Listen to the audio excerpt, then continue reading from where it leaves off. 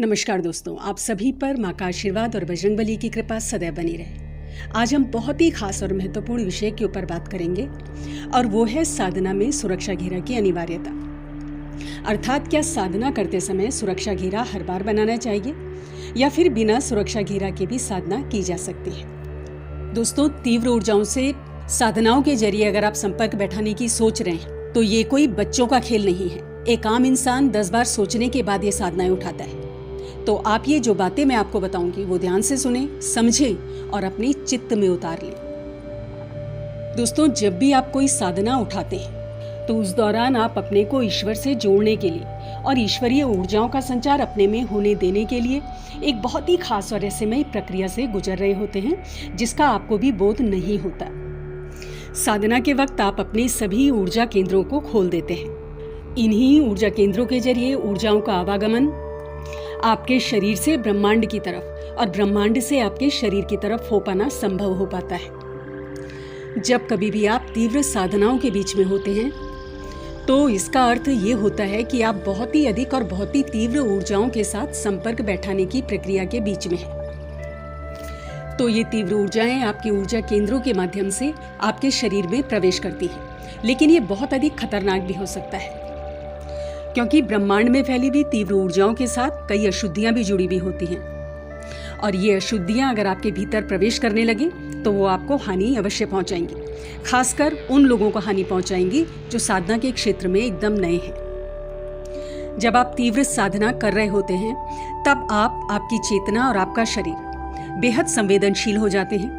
उसे आप ऐसे समझिए, मान लो आपको कहीं आपके शरीर में कहीं कुछ जल गया है, आपका मांस जल गया है और वहाँ का मांस छिल गया है, और अगर उस घाव पर एक मिर्च का दाना भी छू जाए तो वो तकलीफ आपको पहुँचाता है।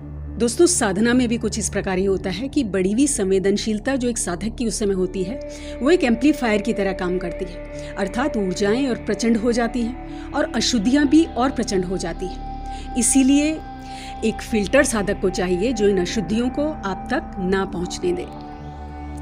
और यहाँ पर आवश्यक हो जाता है कि आप एक सुरक्षा घेरा बनाएं। सुरक्षा घेरा एक फिल्टर की तरह काम करेगा, एक छलनी की तरह कार्य करेगा।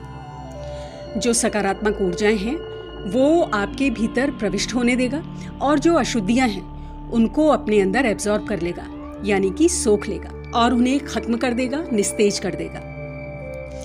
तो जब भी आप तीव्र ऊर्जाओं से संपर्क बैठाएंगे तो आपको ये बात याद रखनी चाहिए कि तीव्र ऊर्जाओं के साथ जुड़ी हुई अशुद्धियां भी तीव्र होती हैं और साधना के दौरान हमारे ऊर्जा केंद्र उन्हें ग्रहण करने की प्रक्रिया के दौरान खुले हुए होते हैं और यही अशुद्धियां हमारे भीतर साधना के दौरान प्रवेश कर नुकसान पहुंचाती है। तो अगर आप मान लीजिए 21 दिन या फिर 41 दिन की साधना कर रहे हैं तो आपको रोज उस साधना से पहले सुरक्षा घेरा अवश्य बनाना है। सुरक्षा घेरा कैसा बनाना है इसके ऊपर हम ऑलरेडी वीडियो बना चुके हैं और वीडियो का लिंक हमने डिस्क्रिप्शन बॉक्स में दे दिया है, आप उसे अवश्य देख लें। अब आता है सुरक्षा घेरा बनाने का दूसरा पहलू कि क्या हमें रोज की पूजा में भी इसे बनाना चाहिए। तो दोस्तों, रोज की पूजा इतनी तीव्र नहीं होती है जितनी विशेष साधनाएं, क्योंकि रोज की पूजा निर्मित ही इस प्रकार से हुई है कि वो मनुष्य को रोज सुरक्षित रख सके और बहुत सौम्य श्रेणी में गिनी जाती है। रोज की पूजा का प्रभाव बहुत भिन्न होता है हमारे चित्त पर प्रचंड साधनाओं के मुकाबले। तो इसीलिए रोज की पूजा में सुरक्षा घेरा बनाने की आवश्यकता नहीं पड़ती। और जहां तक बात है तीव्र साधनाओं की, तो आपको सिर्फ सुरक्षा घेरा ही नहीं, गुरु मंत्र भी अवश्य पढ़ना होता है।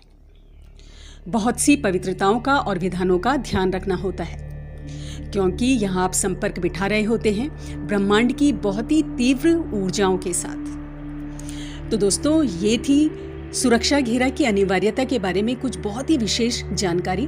अगली वीडियो में बहुत जल्द मिलती हूँ। तब तक के लिए आप अपना ध्यान रखें, स्वस्थ रहें, खुश रहें, मस्त रहें। जय माता दी, जय बजरंगबली।